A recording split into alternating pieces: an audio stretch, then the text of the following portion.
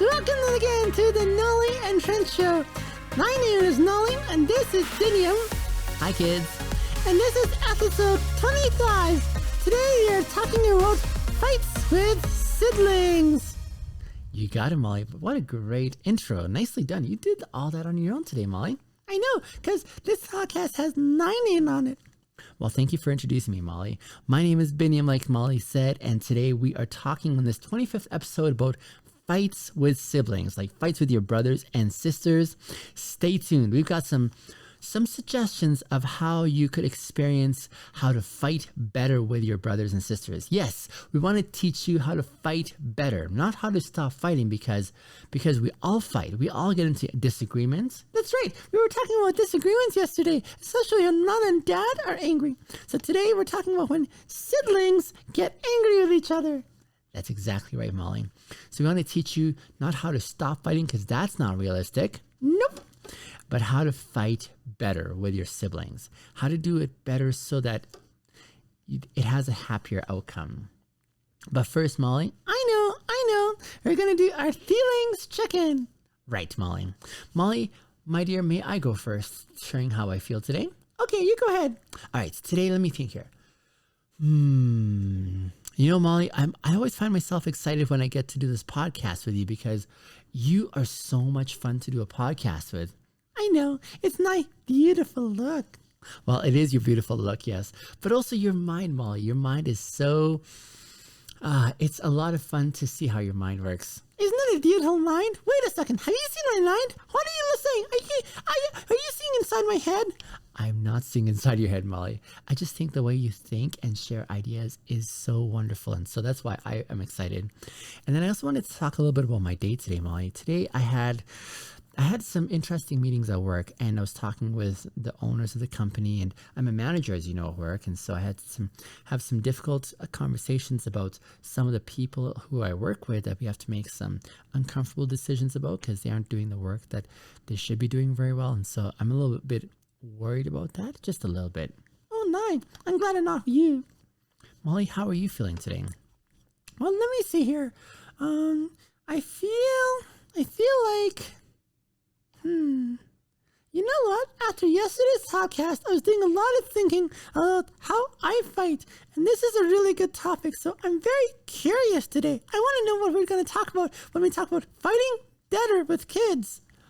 It's going to be a great podcast. So, Molly, I can't wait to share some of the ideas that I've found that may be helpful for our friends who are listening. And so you kids, listen in today, because you can fight better. Right? That's what we're saying, right? Exactly right, Molly. Yes. But first, we're going to do our dad joke. All right, Molly. What is today's dad joke? All right, you guys ready? This is a good one. Okay, here's how it goes. What's the worst bathroom appliance to use as a flotation device? Whoa, that's an interesting question. What's the worst bathroom appliance to use as a... You mean like as a flotation device in like deep water? Yep, that's what I mean. Ooh, let me... I'll tell you now if you like. Okay, go ahead and tell me. Wait. Let's see if the kids know. Do you guys know? Okay, if you know, hang on to your answer, and we'll see if it's what Molly says. All right, Molly, what's the answer? The answer is the sink. Oh my goodness. I see now. The worst thing to use as a flotation device in the bathroom is the sink, because it'll make you sink. That was clever. Did you guys get that? I don't know if I would have gotten there, but that was really clever. I like that joke, Molly. I've got one more good one. All right, let's maybe save that one for the end of the podcast. Okay, let's do that. All right, so we're talking about fights with siblings, like your brothers and your sisters, and yeah. How do you do fights? So kids, let me ask you first. Is that okay if I ask them? Of course, Molly. This is your podcast. Oh yeah, this is my podcast. What do you do for fights? Like, do you sit down and talk, or do you yell and scream? Ooh, good questions, Molly. Or maybe do you guys get frustrated and just go to your room and just not talk to each other? Like, how do you guys fight with your brothers and sisters if you have brothers and sisters? I want to know. Yeah, I think there are some ways that I used to fight when I was a kid with my brothers and sisters. Do you know what I used to do, Molly? Oh, tell me. Well, when I got upset with my brothers at the time, I used to beat them up. What? You beat up your brothers? I did, Molly. But you couldn't even hurt a fly now. I know. That was back then when I didn't know how to behave and fight well. And so what I would do when I got frustrated is I would just start beating them up, and I'd use my fists, I'd push them down, I'd jump. It was terrible, Molly. I did some really awful things to my brothers at the time. And those are things I don't want to do again. But that's part of how I fought. Can you guys relate with me? Like, some of you kids, do you fight using your fists and you just try to beat each other? You maybe hit each other on the head or on the stomach or something like that. Can you relate? Because that's what I did once upon a time. And then other ways I would fight is I would yell at them too. No. I did. But you know what, Molly? That's kind of like what I did back then. And I was trying to figure out how the best way of doing it, but obviously I wasn't really good at communicating, right? So, how are we going to fight with siblings in a better way? Well, before I share some of those ideas, Molly, I just want to let you guys know, as you're listening in, that fights with your brothers and sisters are very normal. Like, it's not realistic for us not to fight. We are all so different, kids. And sometimes we have different things that we value or that we think are more important. And so it's quite a thing to acknowledge that we fight. Like, we fight. I'm just going to turn off my phone ringer because it's going to disturb us. There we go. But I was just going to say, it's normal for us to fight and have differences of opinions. But the real important point is, how are we fighting? And part of the way we grow up is by watching how we learn some good communication skills and being aware of those communication skills that are so unhelpful. And we're going to talk about some of those. So the goal is not to stop fighting, because that's not possible. You're going to have fights all through your life. Even I have fights. I have disagreements. Really? Yeah, but I have a better way of dealing with my disagreements now. And when I have to have a fight, it looks a lot different because I don't yell anymore. I don't beat anyone up anymore. I speak in a very calm tone like this. I go think about it if I need to and take some time out for myself. But we're gonna talk about some of these things as we go along.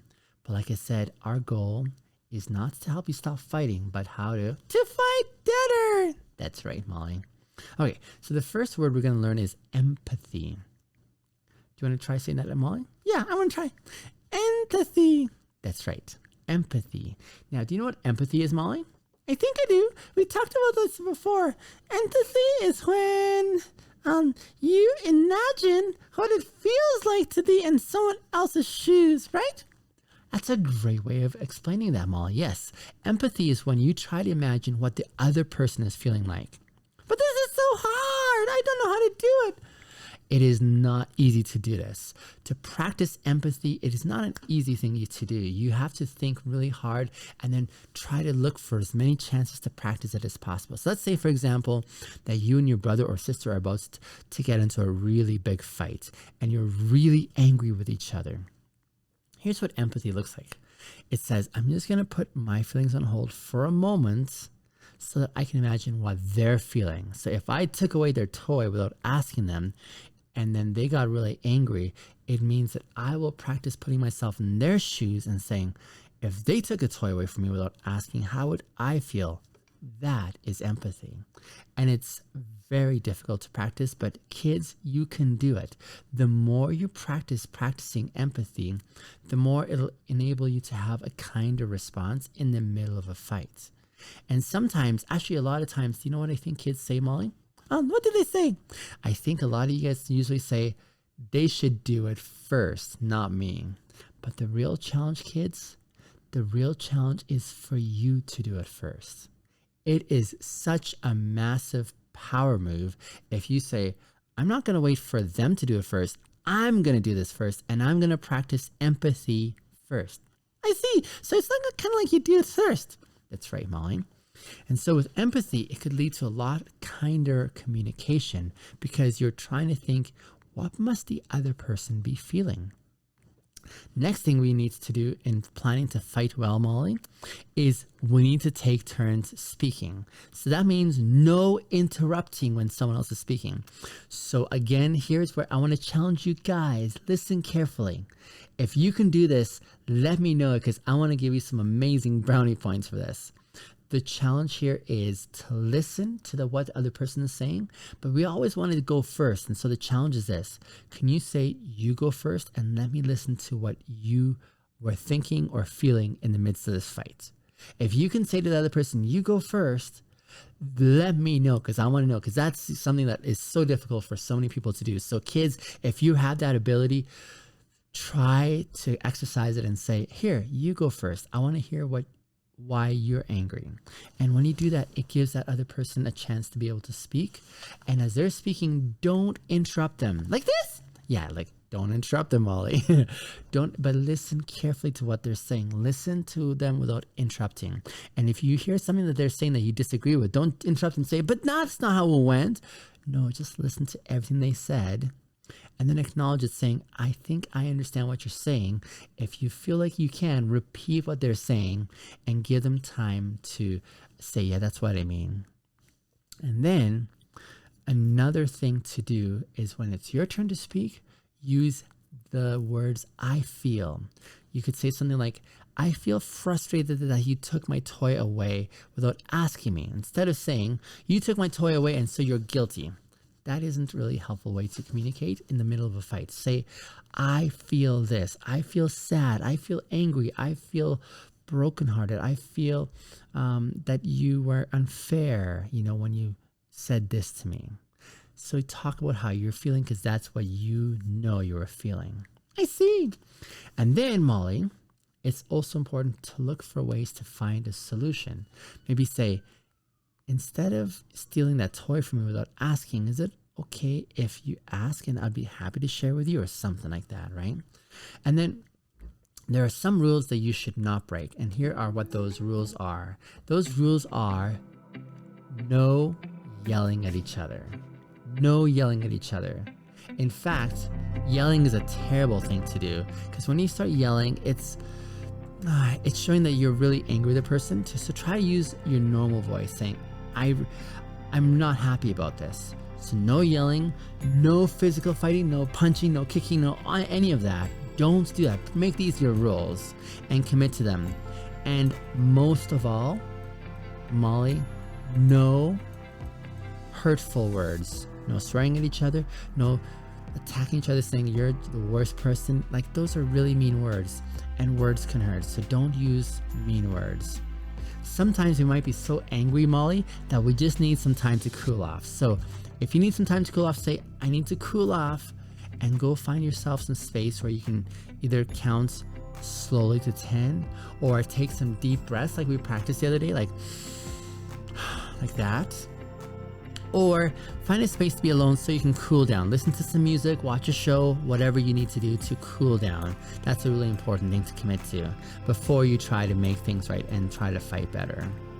And then remember, kids, that the very things you're practicing right now, you're going to keep practicing into your adulthood. So if you're practicing those terrible ways of fighting, like fist fighting or kicking or yelling at each other, that's what you're going to practice and become when you become an adult, and it's not helpful.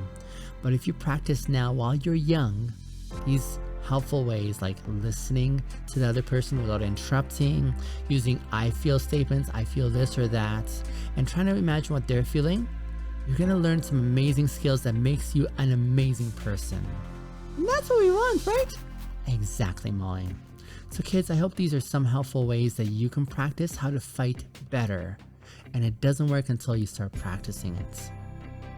Molly, would you like to tell us our final dad joke? Yes, please. Okay, are you guys ready for this? I don't trust trees. Why don't you trust trees, Molly? I don't trust trees because they look a little shady. Oh my goodness, a little shady. That's good, Molly. Kids, you're smart, you're kind, and you're so important to us. See you guys soon. Bye-bye.